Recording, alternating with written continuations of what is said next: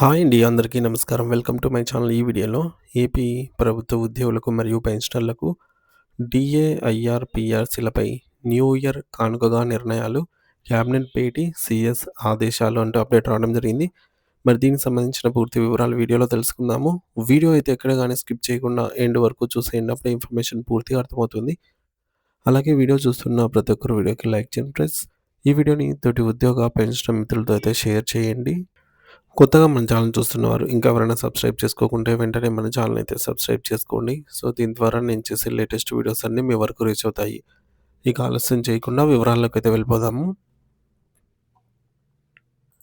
Friends, ఇక విషయానికి వచ్చినట్లయితే ఆంధ్రప్రదేశ్ రాష్ట్ర ప్రభుత్వ ఉద్యోగులు ప్రస్తుతం ఎంతో ఉత్కంఠతతో వేల కళ్ళతో నూతన సంవత్సర వేడుకల కోసం ఎదురు చూస్తున్నారు.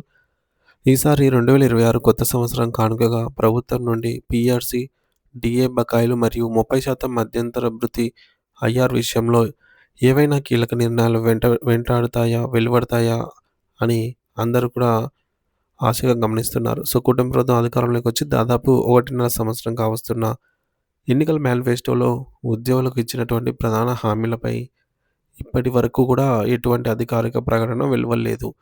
సాధారణంగా ప్రతి ఏటా నూతన సంవత్సరం లేదా సంక్రాంతి పండుగ సందర్భాల్లో ప్రభుత్వం ఉద్యోగులకు ఏదో ఒక తీపి కబురు అందించడం ఆనవాయితీగా వస్తోంది. అందుకే ఈసారి కూడా అటువంటి శుభవార్త వస్తుందని ఉద్యోగ వర్గాల్లో గట్టిగా నమ్మకం నెలకొంది. ముఖ్యంగా ఉద్యోగులు 3 ప్రధాన అంశాలపైన ప్రభుత్వం నుండి స్పష్టత కోరుతున్నారు. మొదటిది పెండింగ్‌లో ఉన్న 3 డీఏ బకాయిలు. పెరుగుతున్న నిత్యావసర ధరల దృష్ట్యా కనీసం 2 డీఏలనైనా వెంటనే విడుదల చేసి ఆర్థికంగా ఆదుకోవాలని వారు విన్నవిస్తున్నారు. డీఏ అనేది పెరిగిన జీవన వ్యయానికి అనుగుణంగా వచ్చేటటువంటి అలవెన్స్. కాబట్టి దీని విడుదల ఉద్యోగుల కుటుంబాలకు పెద్ద ఊరటనిస్తుంది. రెండవది కొత్త పీఆర్సీ ప్రక్రియ. పీఆర్సీ అమలు కావడానికి సమయం పడుతుందని అందరికీ తెలుసు. కాబట్టి ఈలోపు ఆర్థిక ఇబ్బందుల నుండి గట్టెక్కేందుకు 30% మధ్యంతర భృతి ప్రకటించాలని ఉద్యోగ సంఘాలు గట్టిగా డిమాండ్ చేస్తున్నాయి. అలాగే పీఆర్సీ కమిటీకి చైర్మన్‌ను నియమించి నివేదిక తయారీ ప్రక్రియను వేగవంతం చేయాలని కోరుతున్నారు. ఈ నేపథ్యంలో రాష్ట్ర మంత్రివర్గ సమావేశం అత్యంత ప్రాధాన్యత సంతరించుకుంది. వాస్తవానికి ఈ నెల 24న జరగాల్సిన కేబినెట్ భేటీని కొన్ని కారణాల వల్ల వాయిదా వేశారు. సవరించిన షెడ్యూల్ ప్రకారం ఈ నెల 29వ తేదీన ఉదయం 10:30 వెలగపూడిలోని సచివాలయంలో మొదటి బ్లాక్‌లో ముఖ్యమంత్రి అధ్యక్షతన ఈ యొక్క సమావేశం జరగనుంది. దీనికి సంబంధించి ప్రభుత్వ ప్రధాన కార్యదర్శి సీఎస్ ఇప్పటికే కీలక ఆదేశాలు జారీ చేశారు. ఈ సమావేశం కొత్త సంవత్సరానికి కేవలం 2 రోజుల ముందే, అంటే న్యూ ఇయర్‌కి 2 రోజుల ముందే జరగనుండడంతో ఉద్యోగుల డిమాండ్లపై ప్రభుత్వం సానుకూల నిర్ణయం తీసుకునే అవకాశం ఉందని రాజకీయ వర్గాల్లో చర్చ నడుస్తోంది. మరొక ఆసక్తికరమైన విషయం ఏంటంటే, ఈ కేబినెట్ భేటీకి ఒక రోజు ముందు అంటే డిసెంబర్ 28న ముఖ్యమంత్రి నారా చంద్రబాబు నాయుడు గారు అయోధ్య పర్యటనకైతే వెళ్ళనున్నారు. అయోధ్య నుండి తిరిగి వచ్చిన మరుసటి రోజే ఈ కీలక భేటీ జరగబోతోంది. ప్రభుత్వం ఆర్థిక పరిస్థితిని, ఉద్యోగుల దీర్ఘకాలిక సమస్యలను బేరీజు వేసుకొని నూతన సంవత్సర కానుకగా కనీసం డీఏల విడుదలపై అయినా స్పష్టత ఇస్తుందని లక్షలాది మంది ఉద్యోగులు, పెన్షనర్లు ఆశగా ఎదురుచూస్తున్నారు.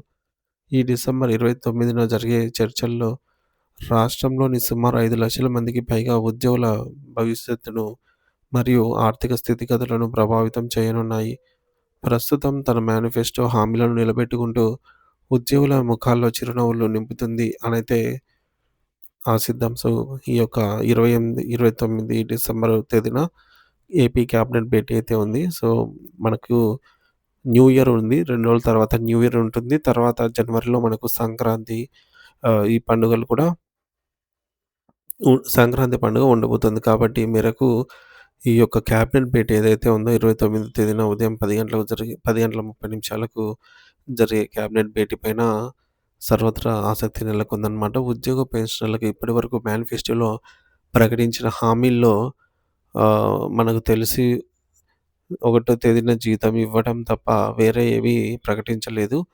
సో ప్రభుత్వం వచ్చిన వెంటనే ఐఆర్ ప్రకటిస్తాము, ఉద్యోగులకు సంబంధించి డీఏలు బకాయిలు చెల్లిస్తాము, పీఆర్సీ వేస్తాం, మంచి ఫిట్‌మెంట్‌తో పీఆర్సీ ఇస్తాము, మంచి ఐఆర్ ఇస్తాం. అలాగే ఇవన్నీ హామీలు స్వయంగా ముఖ్యమంత్రి నారా చంద్రబాబు నాయుడు గారే బహిరంగంగా ఎన్నికల ప్రచారంలో భాగంగా తెలిపిన అంశాలు. మనం గత చాలా వీడియోలో గూడా వీటినైతే ఆయన ఇచ్చిన హామీలను చూసాము. పోలీసు సోదరులకు శని, ఆదివారాలు సెలవులు ఇప్పించే బాధ్యత ప్రభుత్వం తీసుకుంటుంది అని జెప్పారు. అలాగే సరెండర్ లీవ్‌లు, ఎర్న్డ్ లీవ్స్, రిటైర్మెంట్ బెనిఫిట్స్ ఈ విధంగా ఒక్కొక్క ఉద్యోగికి రావాల్సిన పెన్షనర్లకు రావాల్సినటువంటి ప్రతి ఒక్క అంశాన్ని కూడా కూటమి ప్రభుత్వం అధికారంలోకి వచ్చిన వెంటనే మొదలు పెడతాము అని చెప్పారు. అలాగే ఓపీఎస్ పరిశీలన గూడా గరిష్టంగా ఒక సంవత్సరం సమయం తీసుకొని, ఈలోపు ఓపీఎస్ పరిశీలన చేసి గ్యారంటీగా మనకు ఆహ్, ఇంప్లిమెంట్ చేసే విధంగా కూటమి ప్రభుత్వం ఉండబోతుందని నమ్మి, సో, ప్రభుత్వం ఇచ్చినటువంటి ఈ హామీలను నమ్మి ఉద్యోగ పెన్షనర్స్ అందరూ గూడా గెలిపించడం జరిగింది. మరి చూడాలి ఫ్రెండ్స్, ఆహ్, ఈ యొక్క 1.5 సంవత్సర కాలంలో పరిపాలనలో కూటమి ప్రభుత్వం చేసింది పెద్దగా ఏమీ లేదు. మరి ఇప్పుడు టైం అయితే వచ్చింది. సో, ఖచ్చితంగా శుభవార్త వస్తుంది అనైతే ఆశిద్దాము. ఈ క్యాబినెట్ భేటీ అయితే అంత ఆసక్తి అయితే నెలకొందనమాట. సో, చాలా ప్రాముఖ్యతను సంతరించుకున్నటువంటి నేపథ్యంలో క్యాబినెట్ భేటీ తర్వాత చర్చించిన అంశాల గురించి తెలుసుకుందాము.